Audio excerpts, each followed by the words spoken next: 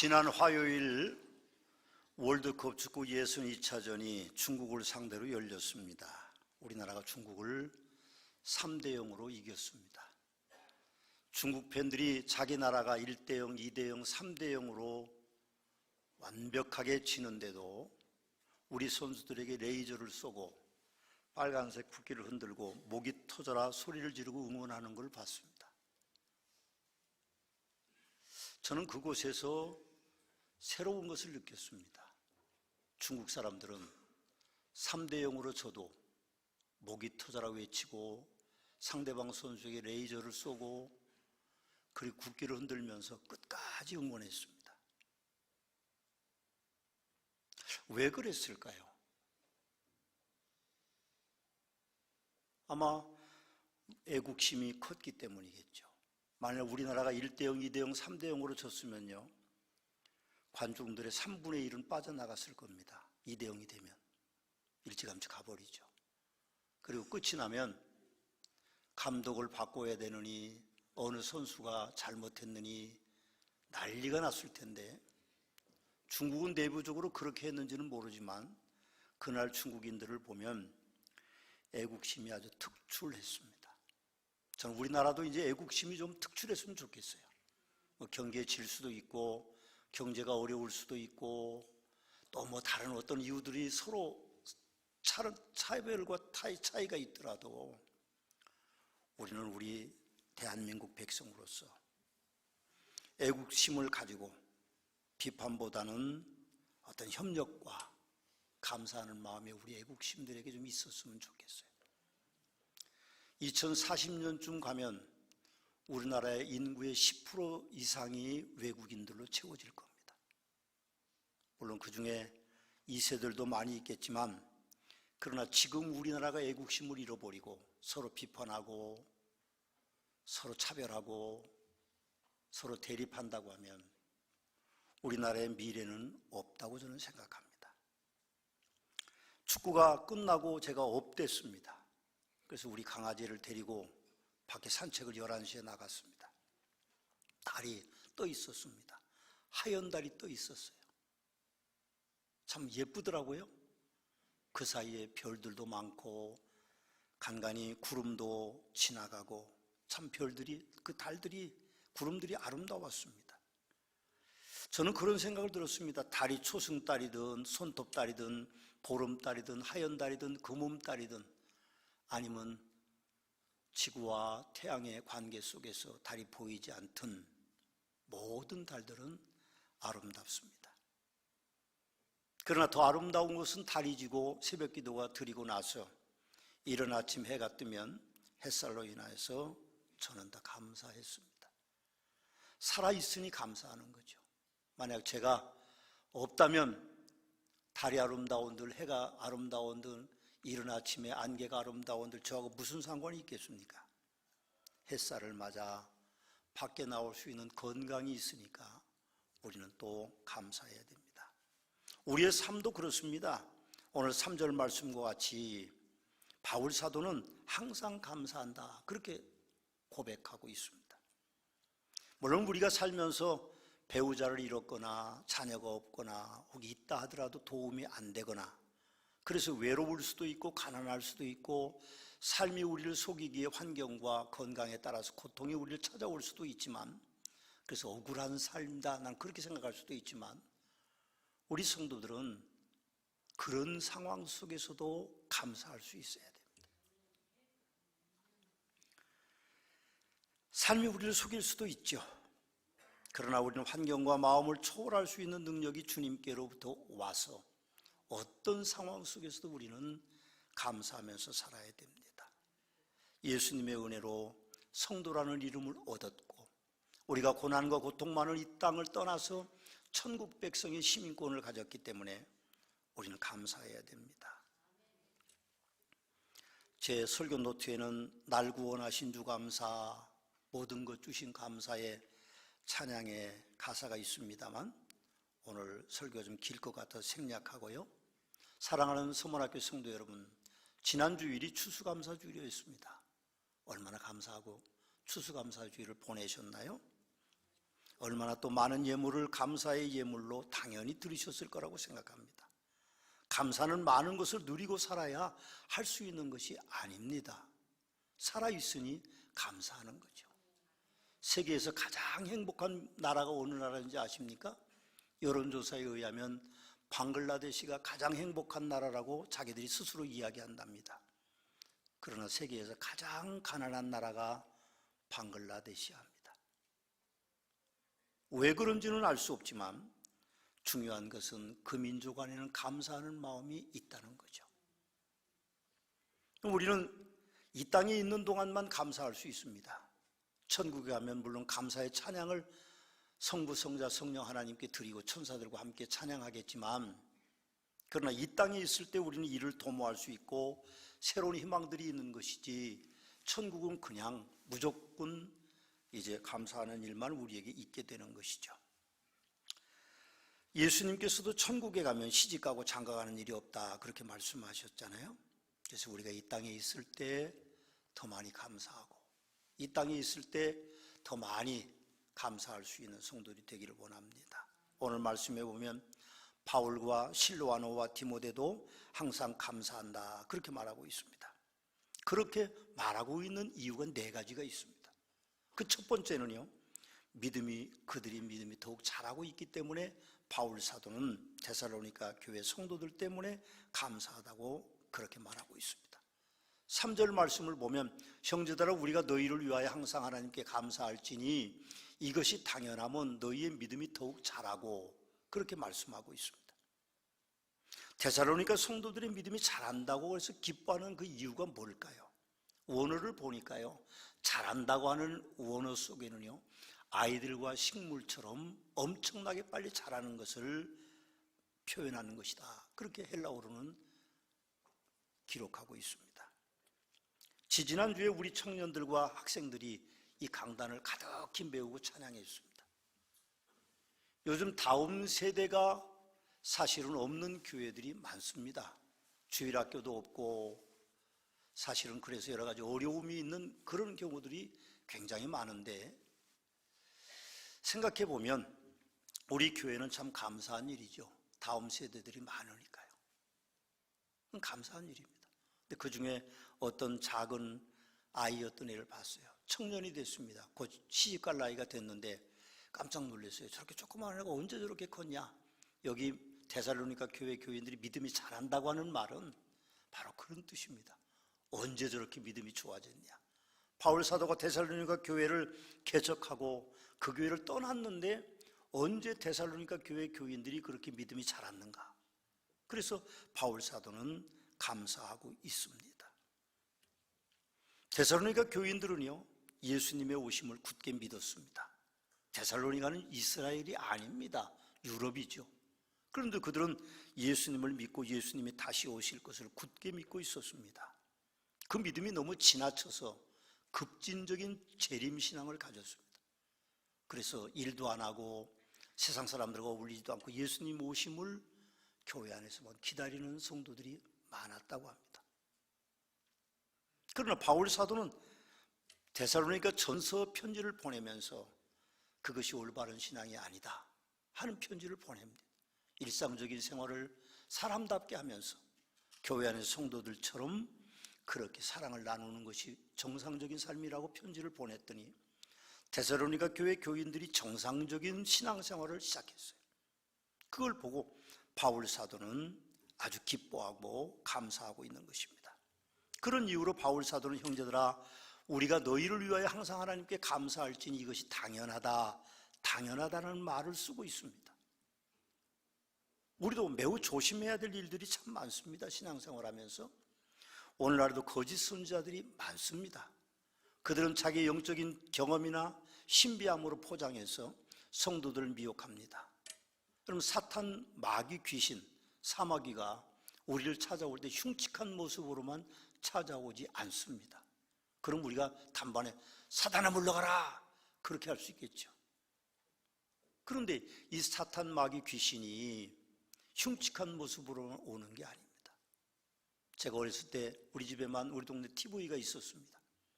그래서 전설의 고향을 하면요, 동네 사람이 많이 우리 집으로 몰려 들어가지고 나중에 안 돼서 마루에다 TV를 놓으면 사람들이 그 마당에도 다 와서 전설의 고향. 전설의 고향은 어떤가요? 귀신이 나타나면 머리를 풀어헤치고 흰옷을 입고 입에 핏자국이 있고, 그래서 우리는 귀신이 그런 줄만 알았는데 귀신은요 예쁘고 귀신은요 멋있고 그렇습니다. 그래서 알 수가 없어요. 거짓 선지자들도 마찬가지입니다. 그럴듯하게 예언하고 그럴듯하게 책망하고 그러면서 그리스도인들을 찾아오는 거예요. 성도들을 찾아오는 거예요. 그러면 꼼짝없이 넘어가는 경우들이 많습니다. 요즘 새벽기도 시간에 예레미야와 에스겔을 살펴보고 있습니다.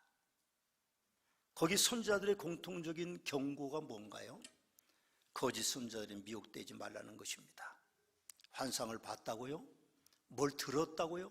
체험적이고 경험적인 독특한 신앙을 자랑하는 신비하고도 그럴듯한 말을 그들이 하지만 선지자들은 미혹되지 말라고 합니다.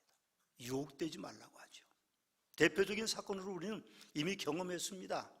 다미선교회 1992년에 온 나라가 난리가 났었습니다. 예수님이 오신다고, 나팔소리와 함께 오신다고, 10월 28일인가요? 오신다고 난리가 났습니다. 자정이 지났는데 예수님은 오시지 않았습니다. 다미선교회는 지금 없어졌습니다. 또 다른 단체로 활동하고 있죠.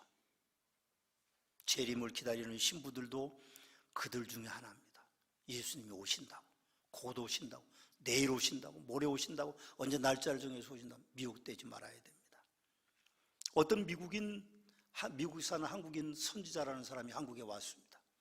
코로나 전에 와서 내년에 대한민국에 전쟁이 날 것이라고 예언하고 다녔습니다. 많은 사람들이 흔들렸습니다. 선지자라고 하니까요. 그러나 그 선지자는 지금 없습니다. 미국으로 갔는지 알 수는 없지만 거짓 선지자였습니다. 우리는 조심해야 됩니다. 흔들리지 말고 그들의 말을 믿어서는 안 됩니다. 우리가 믿을 것은 오직 말씀뿐입니다. 여기 강단에 있는 제가 내일 예수님이 오시니까 교회로 오십시오 그래도 오지 마십시오. 성경에는 그런 내용이 없습니다. 제가 손 얹어 기도한 적 낫더라 그래도 웬만큼 아프면 오지 마십시오. 그냥 여러분들이 견디시고 약 먹고 병원 가셔야지 오시면 안 됩니다. 저는 기도해 드릴 수 있어요. 오시면 또 안 해주면 목사가 또 정이 없다고 사랑이 없다고 그러니까 무조건 기도를 해드립니다. 그러나 제가 낫게 하는 것이 아닙니다. 거짓 선지자가 해결되는 것이 아니라 하나님께서 하시는 일입니다. 주님께서 하시는 일이고 성령의 역사로 말미암아 이루어지는 일이기 때문에 우리는 사람들에게 미혹되지 말아야 됩니다. 예수님께서 이렇게 말씀하셨습니다. 보라, 그리스도가 여기 있다 혹은 저기 있다 하여도 믿지 말라. 거짓 그리스도들과 거짓 선지자들이 일어나 큰 표적과 기사를 보여 할 수만 있으면 택한 자들도 미혹하리라. 보라, 내가 너희에게 미리 말하노라. 그러면 사람들이 너희에게 말하되 보라, 그리스도가 광야에 있다 하여도 나가지 말고 보라, 골방에 있다 하여도 믿지 말라고 말씀했습니다. 사람을 믿지 마십시오. 어떤 분이 그러시더라고요. 사기꾼은 다 예쁘고 근사하게 생겼다고, 그래서 넘어간다고. 사람을 믿지 마십시오. 오직 믿을 분은 주님뿐이십니다. 할렐루야. 두 번째로 바울 사도가 데살로니가 교인들에게 감사하는 것은 그들이 사랑이 풍성하기 때문입니다. 오늘 3절 말씀 또 봉독하면 이렇게 되어 있습니다. 형제들아, 우리가 너희를 위하여 항상 하나님께 감사할지니 이것이 당연하면 너희 믿음이 더욱 자라고 너희가 다 각기 서로 사랑함이 풍성함이니, 그렇게 말씀하고 계십니다. 믿음이 자란다면 당연히 사랑할 수 있는 겁니다. 믿음이 없는 사람들이요 사랑하지 않습니다. 믿음이 뿌리라고 하면 사랑은 그 꽃이고 그 열매입니다. 그렇지만 성도라는 거룩한 이름을 받았어도 서로 사랑하는 것은 쉬운 일이 아닙니다. 사람들은 혈액형이 서로 다릅니다. A형, B형, 그리고 AB형, O형 있습니다. 서로 성격이 다르다고 합니다. 한의학에서는요 사상을 따지는데 사상 체질이 4가지가 있다고, 또 어느 한 의사는 8가지가 있다고 하고 어떤 한 의사는 16가지가 있다고 합니다. 그래서 대한민국 사람들은 16가지 사상체질에 맞추어서 약을 치어야 된다고 말합니다. 뭐 그럴 수도 있죠. 요즘 젊은 사람들은 MBTI를 맞춥니다. 선을 보는데도 MBTI에 당신 체질은 뭐냐? 그거 물어보면요, 젊은 사람들은 빨리 자기 걸 알아야 돼요. 그래야 맞추지. 또 여자한테 맞추지 말고 남자한테 맞추면 자기 거를 뚜렷하게 얘기해야 된다고 합니다. 그러나 MBTI나 혈액형이나 사상체질은 서로 다름을 이야기하는 것일 뿐입니다. 그래서 우리는 갈라져 있어요. 정치권도 갈라져 있고 학자들도 나눠져 있고 남북으로 나눠져 있고 이런 체질들도 혈액형도 다 나눠져 있어서 대한민국 사람들은 뭉치기가 좀 어렵습니다. 그러나 우리는 분명하게 기억해야 됩니다. 우리 혈액형은 뭡니까? 예수입니다. 우리 체질은 뭡니까? 예수 체질입니다. 우리 MBTI는 뭡니까? 예수님 MBTI입니다. 서로 틀려도 아무런 상관이 없습니다. 그게 무슨 큰 문제가 됩니까? 그런데 자꾸 사람들은 나누는 일에 열심입니다. 나누지 마십시오. 교회 안에서는요, 서로 사랑할 수밖에 없습니다. 왜요? 예수님 때문에 그렇습니다. 오늘 고린도전 13장에서 사랑을 노래하는데 이렇게 노래합니다. 사랑은 오래 참고 사랑은 온유하며 시기하지 아니하고 사랑은 사랑하지 아니하고 교만하지 아니하고 물에 행치 아니하고 자기 유익을 구하지 아니하고 성내지 아니하고 악한 것을 생각하지 아니하고 불의를 기뻐하지 아니하고 진리와 함께 기뻐하고 모든 것을 참으며 모든 것을 믿으며 모든 것을 바라며 모든 것을 견디는 것이 사랑이다. 그렇게 말합니다. 우리는 서로 사랑해야 됩니다. 옆에 분 쳐다보고 그러죠. 예수 안에서 사랑합니다. 예수 안에서 사랑합니다. 부부는 그냥 사랑해도 돼요. 사랑합니다. 그래도 돼요. 그러나 부부가 아니고 가족이 아니면 예수 안에서 사랑합니다. 그렇게 이야기해야죠. 제가 아는 우리 후배 목사는 문자를 보는데 사랑합니다라고 자꾸 교인들한테 보내니까 교인들 중에 일부는 목사님이 나를 사랑하는가. 그래서 오해하는 분이 있고 신랑이 보고는 난리를 쳤다고 그래요. 예수님 안에서 사랑합니다. 예수님 안에서 사랑해요. 제가 여러분들을 예수님 안에서 사랑합니다. 아멘이시죠? 여러분들도 예수님 안에서 저를 사랑해 주셔야 됩니다. 그것이 우리가 감사할 제목입니다. 세 번째로 바울 사도가 데살로니가 교인들을 향하여 감사하다고 하는 것은 데살로니가 교인들이 박해와 환난 중에 인내했기 때문이라고 말합니다. 오늘 4절 말씀해 보면 그러므로 너희가 견디고 있는 모든 박해와 환난 중에서 너희 인내와 믿음으로 말미암아 하나님의 여러 교회에서 우리가 친히 자랑하노라, 그렇게 말씀하고 계십니다. 데살로니가 후서가 기록된 AD 51년 예수님이 태어나신 이후에 51년경에는요 아직 본격적으로 로마 제국의 박해가 시작되지는 않았지만 계속해서 박해를 받았습니다. 초대 예루살렘 교회, 원시 기독교라고 말하는 예루살렘에서 마가다락방에 있는 교회는요 스데반이 순교당했습니다. 박해를 받은 거고 환난을 당한 거죠. 야고보 사도가 순교를 당했습니다. 그래서 사도들도 흩어지고 예수 믿는 사람들이 다 흩어졌습니다. 유럽으로 가고 북아프로 가고 그곳에서도 여전히 환난과 박해를 받았습니다. 데살로니가 교회는 유대 교회가 유대 나라에 있지 않습니다. 이스라엘에 있지 않습니다. 유럽에 있습니다. 그런데도 그 교회도 여전히 환난과 박해가 왔습니다. 그러나 바울 사도가 감사하는 것은 그런 환난과 박해가 엄청난 중에도 데살로니가 교회 교인들은 인내하고 있었다는 겁니다. 여러분들은 박해와 환난이 오면 어떻게 했어요? 좀 교회를 좀 쉬자. 그렇죠? 뭐 그냥 집에서 예배 드리면 되죠. 요즘 인터넷으로도 예배 드리니까 그럼 드리면 되지 뭐 그렇게 생각하는 분들이 많을 거예요. 사실인지는 잘 모르지만 예화에 그런 이야기가 있습니다. 공산당이 쳐들어왔습니다. 어느 시골 마을에 공산당이 쳐들어와서 그때는 뭐 공예회관이라는 게 없으니까 교회로 다 모이라고 그랬습니다. 그 괴로운 장교가 총을 들고 예수님의 사진을 띄어다가 출입문 앞에서 딱 놓고 예수 믿는 놈들은 죽이겠다. 그 표시로 안 믿는다는 표시로 이 사진을 받고 지나가라. 그렇게 한 거예요. 그리고 목사도 받고 지나가고 장로도 받고 지나가고 권사도 받고 지나가고 집사도 안수 집사도 받고 지나가는지 잘 모르겠는데 하여튼 그렇습니다. 다 지나갔어요. 다 유리가 깨지고 사진이 찢어지고. 그런데 어떤 꼬마아이 하나가 가서 예수님의 사진을 자기 눈물로 자기 옷으로 닦으면서 나는 예수님을 사랑합니다. 그때 공산당 간부가 그랬답니다. 장교가. 너희들 다 가짜다. 이 아이가 진짜다. 우리가 생각해 보면 그런 박해와 환난 속에서도 믿음을 지킬 수 있느냐? 어렵습니다. 제가 아는 우리 믿음의 선배 한 분은요, 예수 믿는 게 얼마나 핍박을 받았는지 밥 먹으면서 아버지 앞에서 기도하다가 국그릇이 머리 위에 엎어졌습니다. 그 뜨거운 국그릇이 머리 위에 엎어졌어요. 그런 박해 속에서도 신앙을 지킵니다. 우리 권사님 한 분은요, 남편이 머리채를 끌고 발로 차고 난리를 쳤는데도 오늘날까지 신앙을 지키고 있습니다.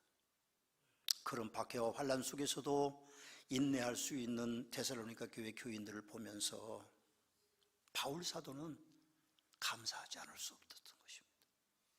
제가 서문학교의 목사로 부임하면서 서문학교의 성도들은 박해와 인내와 환난과 인내를 하는 성도들입니다. 교회는 가난했고요. 교인들은 몇 명 안 됐고요. 그러나 교회를 지켰습니다. 그분들은. 떠나는 교인이 좀 있었겠죠.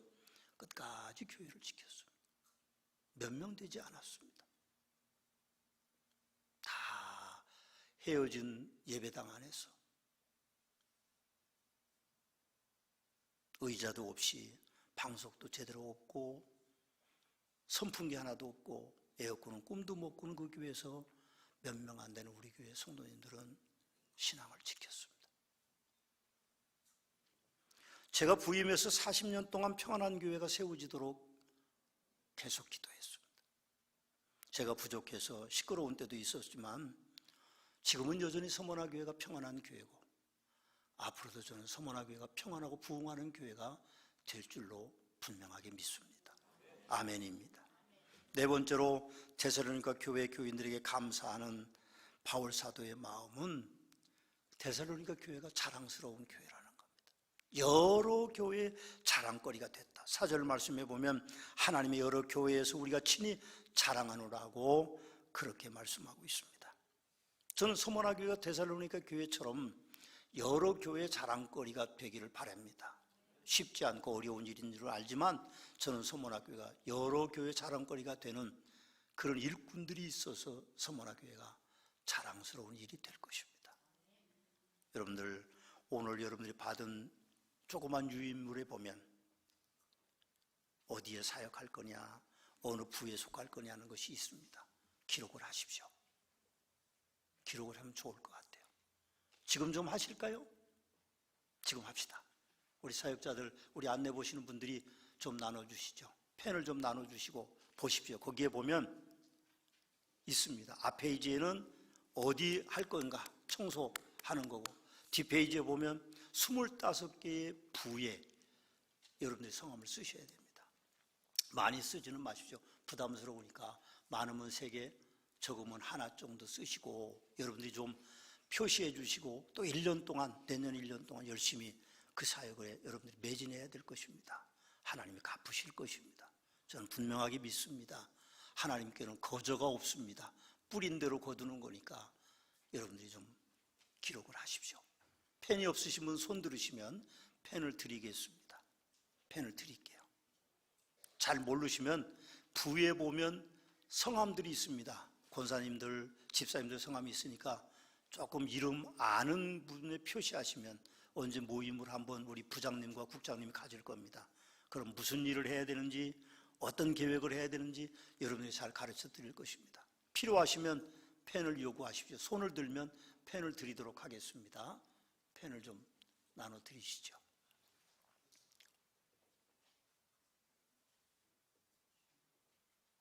나는 초신자다. 그래도 표시하십시오. 하나님이 여러분들에게 선한 길로 인도하실 것입니다. 수능 시험 본 지가 며칠 안 됐죠? 그래서 잘 모르는 문제가 나오면 사지선당이면 펜을 이렇게 굴려서 1, 2, 3, 4 써가지고 해도 맞는 경우가 있다고 그러니까, 그래서 성적이 잘 나오는 친구들이 있으니까 한번 여러분들이 꼭 좀 성함을 위에 써주시면 됩니다. 성함 쓰시고 직분 쓰시고 그리고 여러분들이 표시해 주시면 됩니다.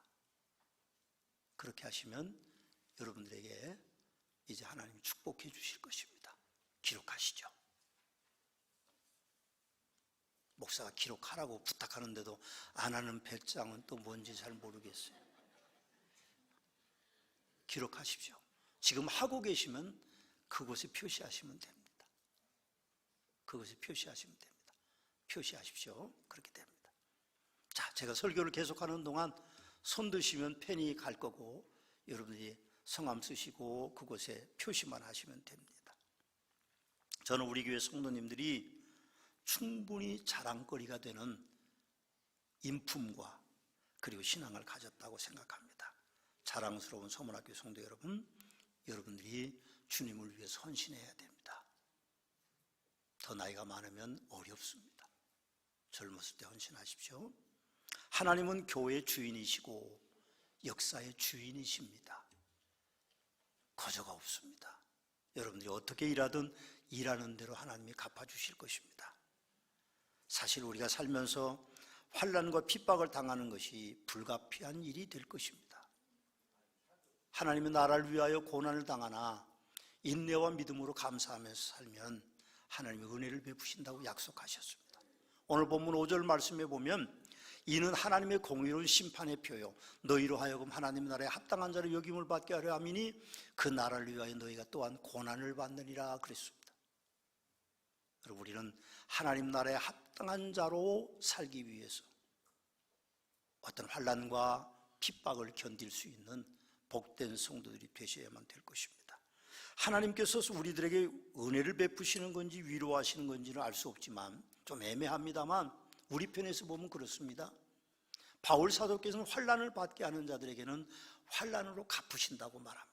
오늘 6절에서 9절 말씀에 보면 너희가 환난을 받게 하는 자들에게는 환난을 갚으시고 환난 받는 너희에게는 우리와 함께 안식으로 갚으시는 것이 하나님의 공의시니 주 예수께서 자기의 능력의 천사들과 함께 하늘로부터 불꽃 가운데서 나타나실 때에 하나님을 모르는 자들과 우리 주 예수의 복음을 복종하지 않는 자들에게 형벌을 내리시리니 이런 자들은 주의 얼굴과 그의 힘의 영광을 떠나 영원한 멸망의 형벌을 받으리라 그렇게 말씀합니다.